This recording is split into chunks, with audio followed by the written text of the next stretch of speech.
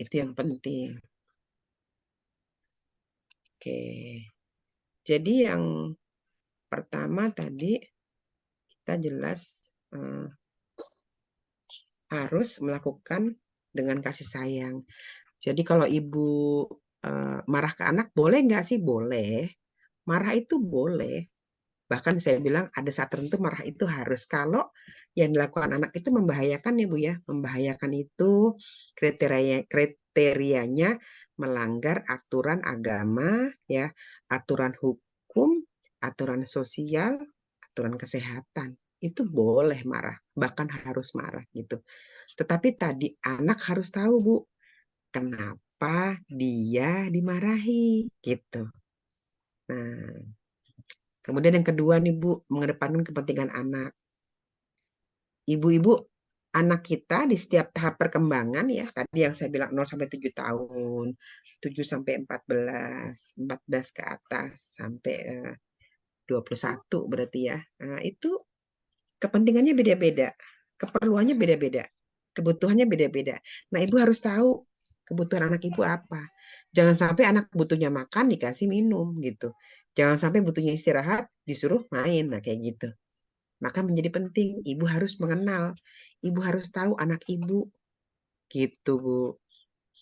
Kemudian yang ketiga, nah, tujuan pengasuhan positif ini tadi supaya ada hubungan yang hangat antara kita dengan orang tua.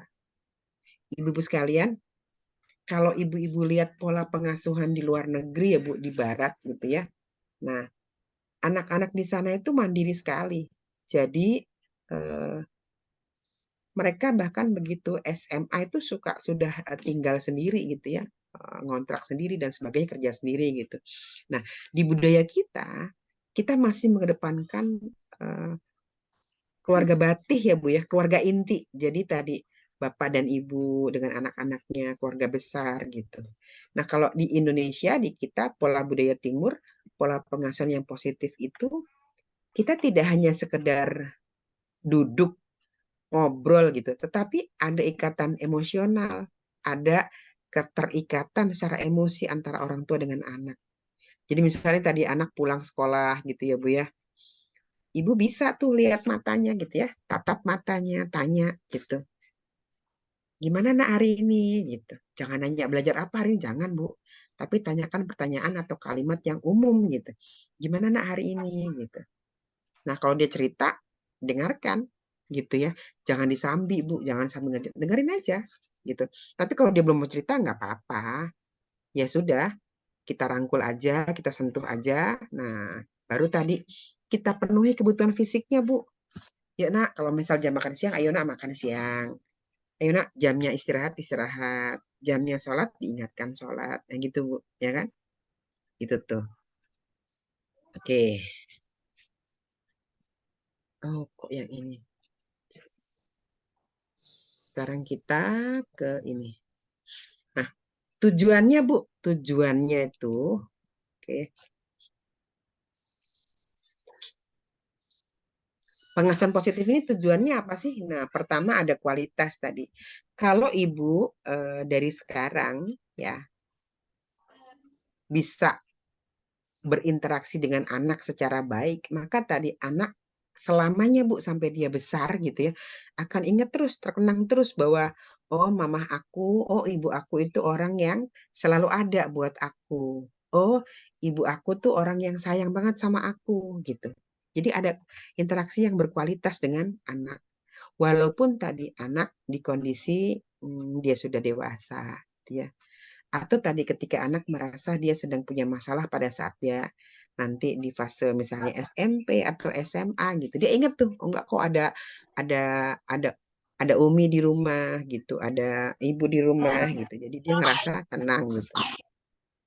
Nah, kemudian Bu, tujuan apa lagi sih kalau pengasuhan positif itu? Nah, ini Bu, mengoptimalkan tumbuh kembang. Jadi kalau di istilah itu ada tumbuh sama kembang ya Bu ya. Tumbuh itu secara fisik ya Bu ya. Nah, kalau kembang itu secara psikologis. Jadi kalau tumbuh tadi ya, anaknya tadi ada istilah stunting ya Bu ya. Stunting teh apa ya? Pendek Bu. KT. Nah, stunting. Jadi dengan ibu mendampingi dengan pengasuhan positif, anak akan lebih terstimulasi. Jadi makannya dengan gizi yang cukup. Dia nggak makan beli jajan-jajanan aja gitu ya Bu ya. Nah, terus apa lagi? Nanti tingginya juga sesuai dengan usianya dia gitu ya. Kulitnya segala bersih gitu ya. Nah, terus apa lagi nih? Nah, kembangnya anak. Kembang itu perkembangan termasuk perkembangan kecerdasan, perkembangan motorik ya, Bu. Kemampuan menulis nih motorik halus, Bu. Nah, perkembangan motorik, perkembangan sosial, perkembangan emosi, perkembangan peran jenis, perkembangan keagamaan, banyak Bu perkembangan. Perkembangan tuh kalau di psikologi ada sampai 13 gitu. Jadi kalau ibu memberikan atau menyelenggarakan atau mengadakan pengasuhan yang positif, maka tumbuh kembang anak insya Allah akan optimal. Optimal itu apa sih? Optimal itu bisa mencapai puncaknya. Kalau misalnya nilainya 10 ya benar 10 gitu. Kemudian yang ketiga, mencegah anak dari perilaku menyimpang. Perilaku menyimpang kayak apa sih? Yang tadi saya bilang, Bu, ya. Anak misalnya tadi dia ada adiksi pornografi, adiksi game online gitu ya, ada LGBT gitu ya, masih kecil tapi kok tadi sih eh, masih kecil nih Ikhwan tapi tadi senangannya mainnya sama Ikhwan, terus tadi dia ada indikasi atau menunjukkan gejala misalnya sama sesama Ikhwan kok senangannya misalnya pegang-pegang gitu, raba-raba itu berarti perilakunya menyimpang. Itu yang bisa kita cegah dengan pengasuhan positif. Kok bisa sih Bu? Ya karena dengan pengasuhan positif kita bisa tahu Bu perkembangan anak kita setiap hari. Jadi ketika ada yang menyimpang bisa langsung segera kita netralisir gitu. Nah, yang keempat, mendeteksi kelainan pada tumbuh kembang anak. Nah, karena tadi ibu ada di samping anak ibu terus, saat ada kelainan, nah tumbuh kembang anak ibu bisa langsung melihat, ibu bisa langsung tahu gitu. Bu, sampai di sini sebelum saya lanjutkan, bingung semua apa enggak? Bingung semua apa enggak? Mau nanya boleh Bu, silahkan Bu. Sok, silahkan. Sok teh orang Sunda nih, maksudnya kalau bahasa Sunda tuh silahkan gitu, sok gitu. Mangga Ibu silahkan, ada yang mau ditanyakan Bu, saya nggak jelas semua, nggak apa-apa. Tanya Bu, silahkan Bu. Barangkali ada yang belum dipahami apa?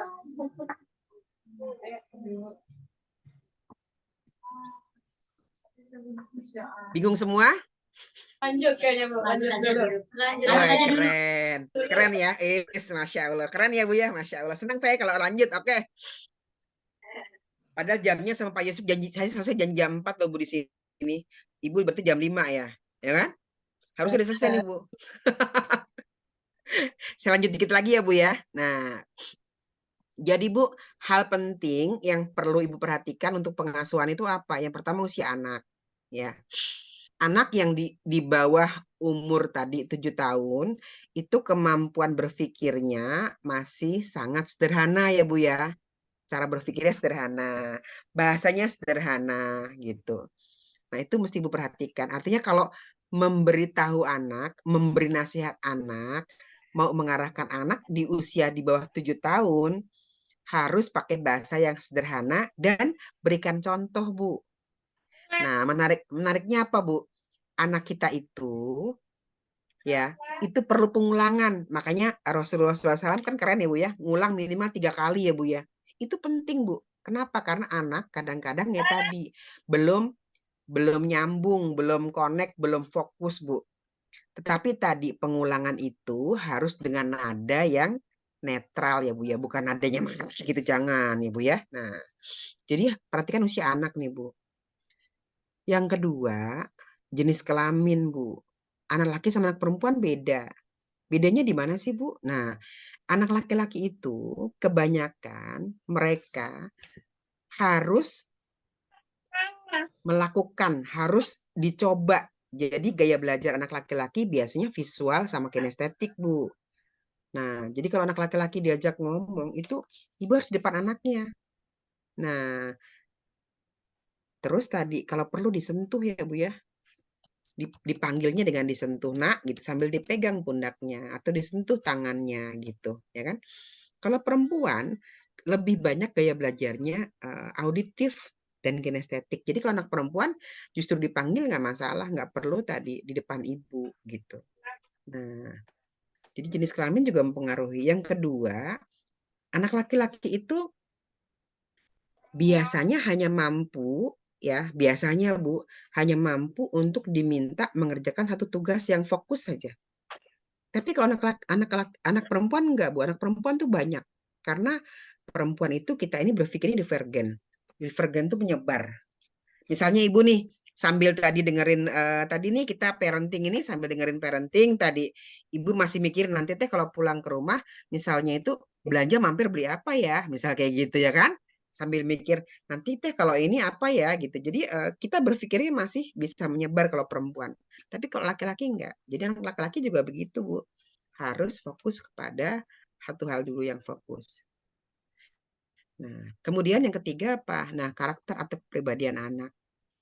Bu, sesungguhnya ya Bu ya. Nah, sesungguhnya Bu Ibu itu psikolog terbaik loh Bu. Bu tahu psikolog nggak sih? Psiko itu jiwa, logi itu ilmu. Jadi psikolog itu orang yang memahami tentang kejiwaan gitu ya.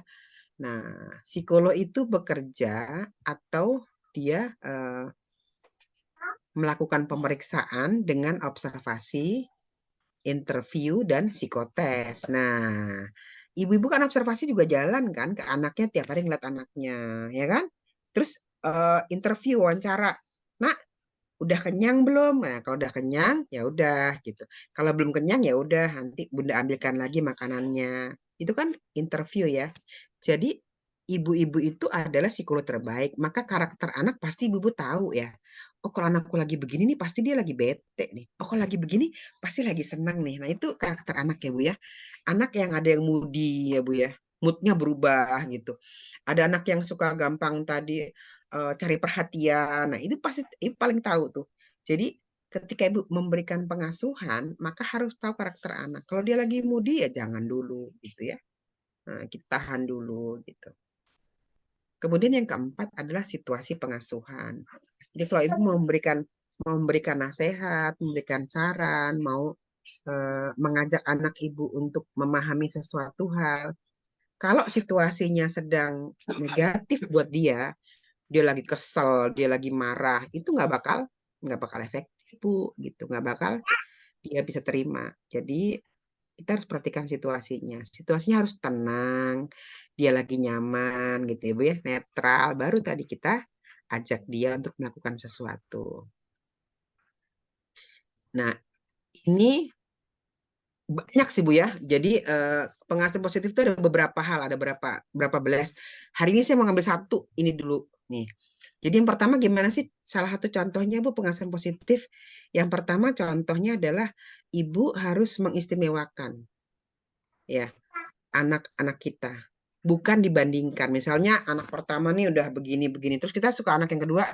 Kamu kenapa sih kok nggak kayak kakak kamu? Nah itu jangan Bu. Ya kan? Jadi kita mesti mengistimewakan setiap anak. Kenapa?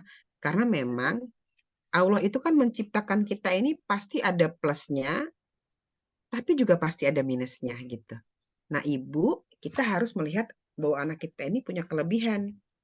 Jangan semata-mata kita fokusnya ke kekurangannya saja. Kadang-kadang kan gitu ya. Kok yang lain udah bisa hafalan sih, kamu belum sih? Nah, jangan Bu. Justru ibu, tadi bahasanya adalah, nak, ayo nak, semangat. Yang lain hafalannya sudah masuk ke 8. Nah, mama yakin kok kamu juga bentar lagi ke 8 gitu. Jadi kita kuatkan karena dia istimewa. Karena kita yakin bahwa dia adalah anak yang luar biasa gitu. Jangan bandingkan apalagi sama kakaknya atau adiknya ya, karena itu kan membuat dia tersakiti gitu. Karena dia merasa nanti dia nggak punya kelebihan apa-apa gitu. Karena yang dilihat sama kita orang tua hanya kekurangannya gitu. Selesai kan Bu?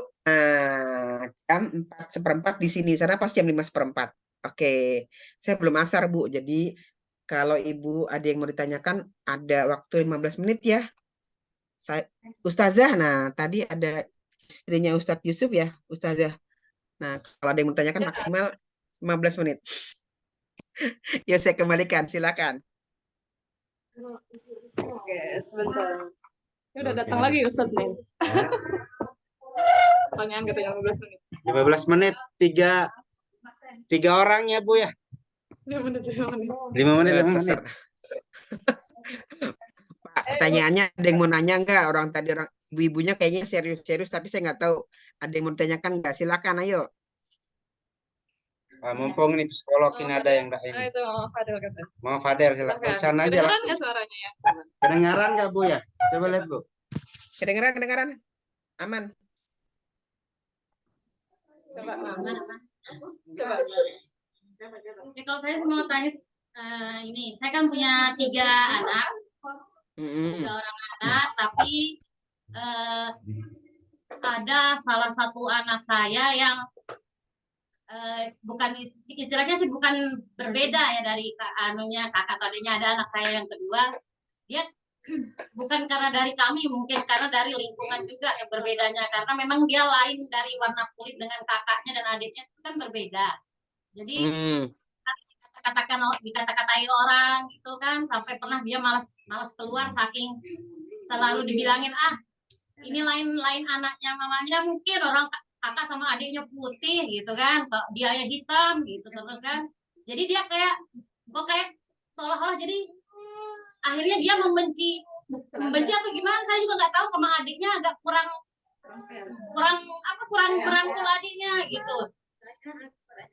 Padahal sering kan kita juga omongin nggak apa-apa yang namanya kulit berbeda. Saya bilang tetap sih namanya juga namanya anak, saya gituin kan. Cuman kadang kalau dia sudah keluar dengan omongan yang seperti itu lagi, nanti dia sampai ke rumah itu moodnya lain lagi. Jadi susah untuk diajak ngomong juga, nanti susah. Tunggu diain dulu baru nanti kita ngomong, baru dia mau ngomong lagi. Jadi untuk meyakinkan, lebih yakin lagi sama anak saya yang kedua ini, bagaimana ya cara saya gitu. Karena sudah sering kali seperti saya yakinkan, dia yakin, akhirnya keluar lagi dengan omongan lagi dia merasa lain lah dari yang lainnya, dari adik sama kakaknya gitu. Dia mentalnya sudah saking seringnya dengar ya.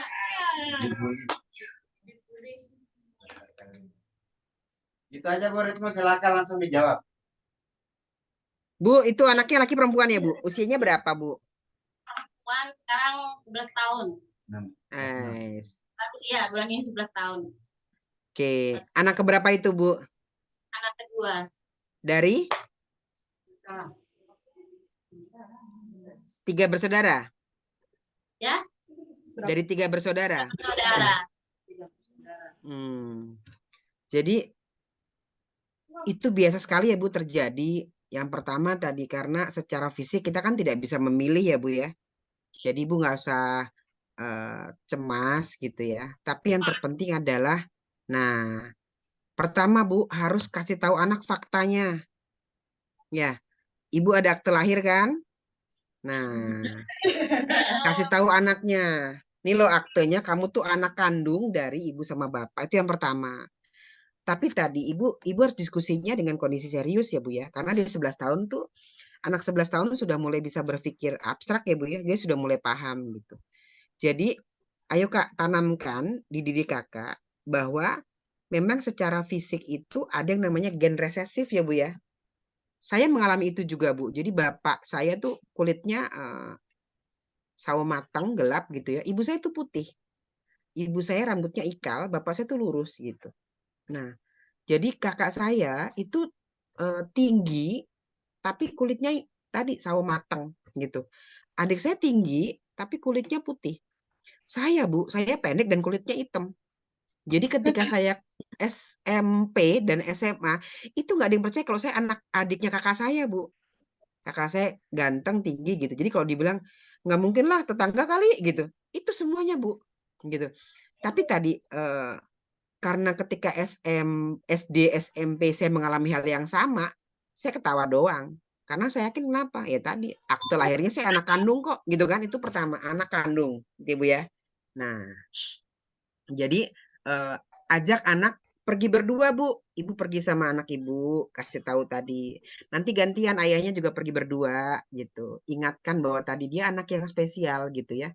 Dia anak yang kalau saya bilang ke anak saya tadi, tiap anak itu karena saya punya anaknya kan susah ya Bu ya. Saya tuh invertil sekunder Bu. Jadi anak saya jaraknya 6 tahun 6 tahun. Anak saya yang pertama sekarang sudah mau 27 gitu ya, yang kedua 20 tahun, yang ketiga ini kelas 9 Bu. Jadi jaraknya 6 tahun gitu. Susah. Jadi saya bilang ke anak saya semua, buat Umi Abi itu, kamu semua itu, oh Masya Allah luar biasa perjuangannya. Jadi tidak mungkin tadi kita tidak fokus untuk tadi menjaga amanah dari Allah itu dengan baik. Nah, karena cara bicara kita sebagai perempuan, sebagai ibu, beda dengan cara bicara ayahnya, maka tadi upayakan sekali-kali juga ayahnya pergi berdua dan fokusnya itu, bahwa kamu adalah anak yang istimewa dan kamu anak kandung kami. Itu yang pertama ya Bu ya. Diagendakan pergi, jadi dia merasa diistimewakan Bu. Tuh. Yang kedua Bu, kalau di psikologi ada namanya self talk Bu. Self talk, saya tulis ya Bu ya. Coba self talk. Jadi self talk itu kita memberikan perintah ke otak kita ya Bu ya, supaya kita melakukan sesuatu gitu. Kok saya jalan coba saya buka self talk.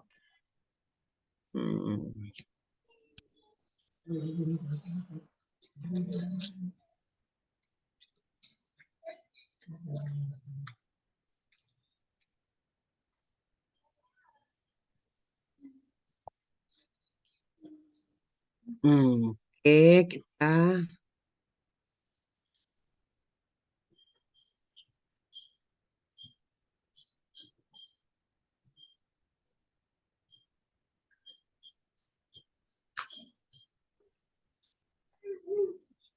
kelihatan ya Bu ya, self talk ya Bu ya. Self itu diri sendiri, talk itu ngobrol. Jadi Bu bisa bilang ke anak ibu gini, nak, yang bisa mengubah, yang bisa memerintahkan diri kita untuk kita bahagia atau kita tidak bahagia, dibully temen, dikata-katain temen gitu. Itu yang bisa memerintahkan hanya diri kita sendiri.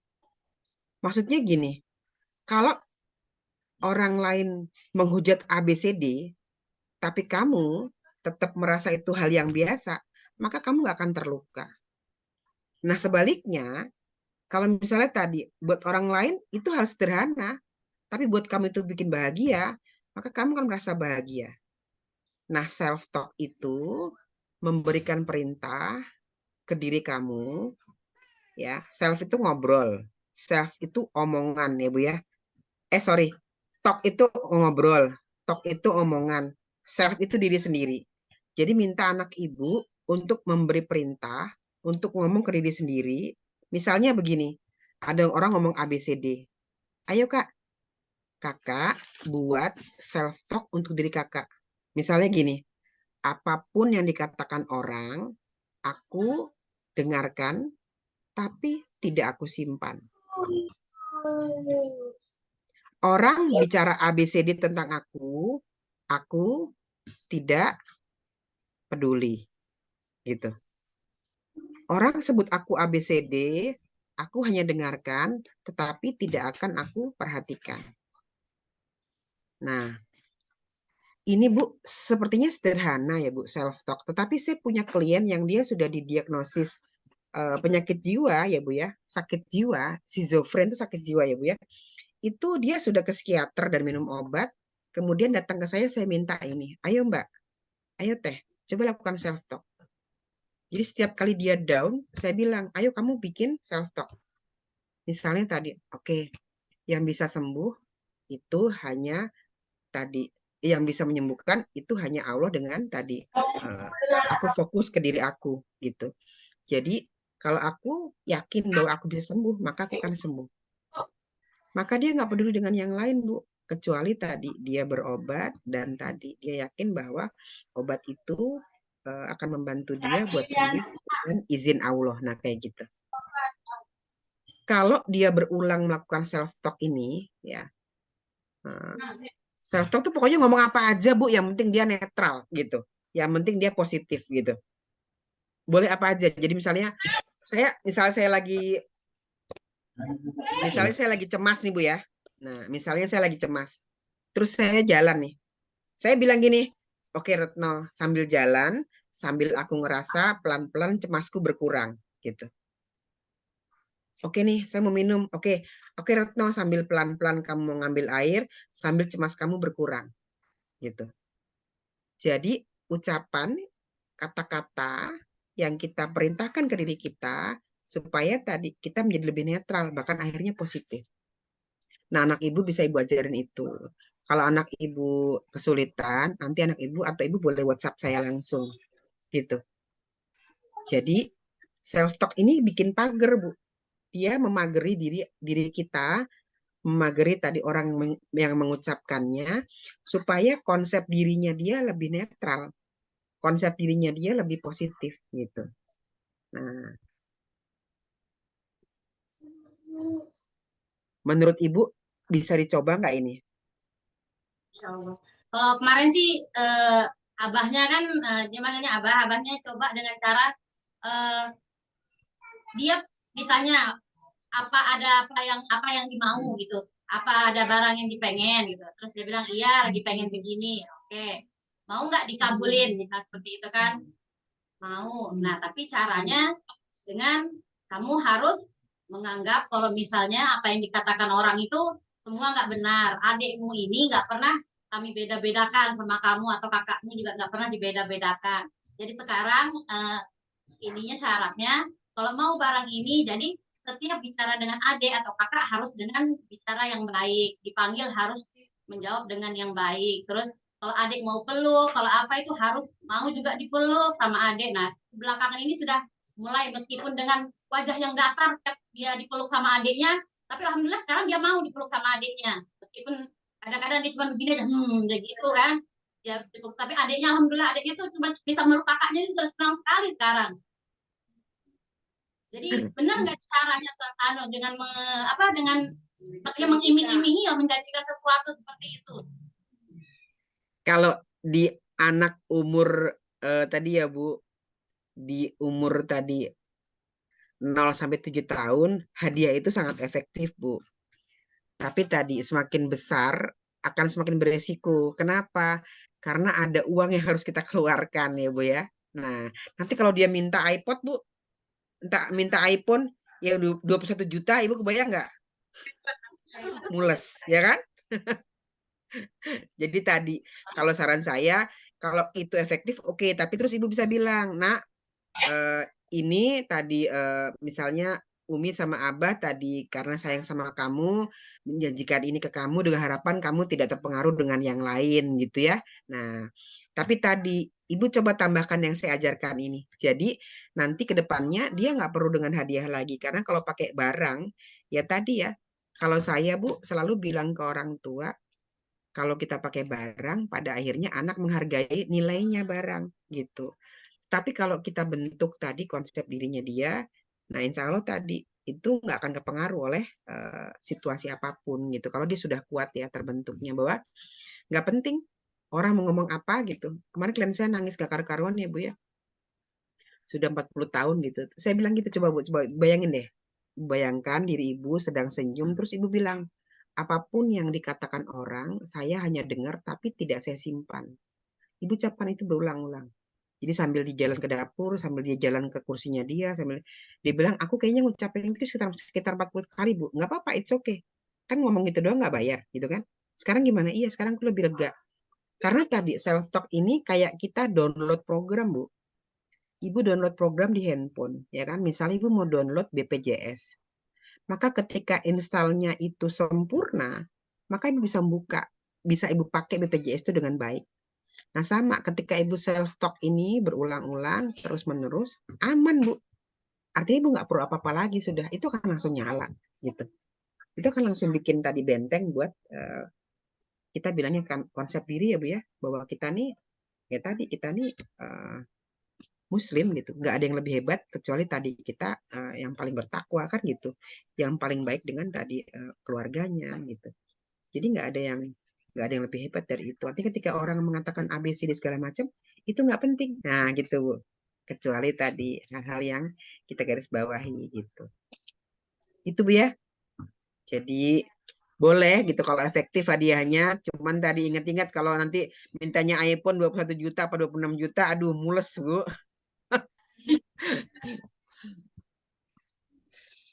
Oke, Pak Yusuf sudah jam 4:30. Oke, di sini 4:30 ya, di sana 5:30 berarti ya. Alhamdulillah.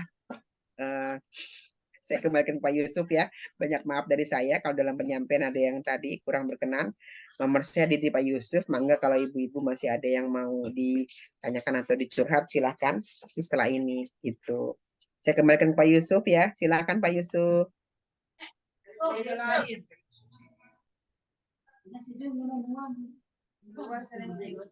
Selesai, Bang. Pertanyaan ditutup. Kendaraan milik lingkungan langganan. Kamar mandi.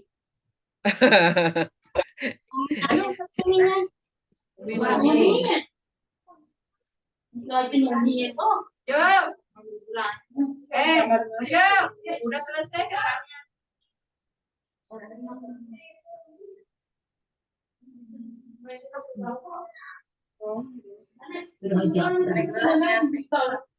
Sini kamar mandinya. Ini sudah berubah.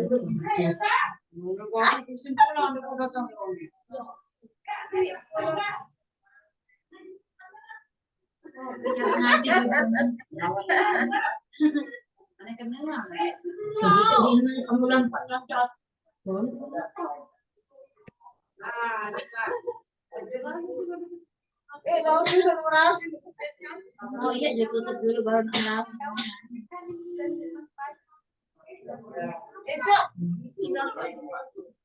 Tutup dia dan selesai. Tahu ngerawat. Sembayang. Ada yang bertanya lagi nggak yang kedua? Sudah ditanya. Enggak. Oh, udah mau sholat. Sudah setengah 5. Terakhir ini, Ibu, self talk itu contohnya kayak gimana? Kata-katanya. Talk Oh, itu udah. sederhana sih Pak. Tadi udah kasih contoh misalnya apapun yang orang katakan, aku tadi cuma denger, aku nggak mau simpen gitu. Jadi kita menghormati orang itu, kita dengerin tapi nggak usah kita simpen. Jadi nggak sakit hati gitu misalnya Pak. Gitu. Iya, siap. Bisa juga Terapi nanti berarti ini ya pakai terapi positif gitu ya. Kata-kata Iya, positif. iya. kita juga Betul, begitu. betul. Kalau kita peduli sama orang, nggak usah didengarin. Ya, baik. Terima kasih Bu Retno. Masya Allah, jazakallah khairan. Nanti insya Allah diulangi lagi. Tadi saya belum tonton sampai habis ini, Bu Retno. Nanti saya masukin ke YouTube ini insya Allah. Nanti materi saya kirim ke Pak Yusuf ya Pak. Saya izin kalau gitu, izin live. Mangga ditutup ya Pak. Silahkan. Siap, jazakallah khairan ini, Masya Allah. Luar biasa nanti. Nanti saya tanya lagi, Bu, kalau ada masalah apa-apa ini. Siap, mangga. Oh ya, nanti Ibu Wali Santri kata mau minta WA, nanti saya kasih nomornya Ibu ya. Ya, silahkan Pak. Ya, Masya Allah, Jazakallah. Terima kasih, Bu Retno. Izin live. Ya, Assalamualaikum.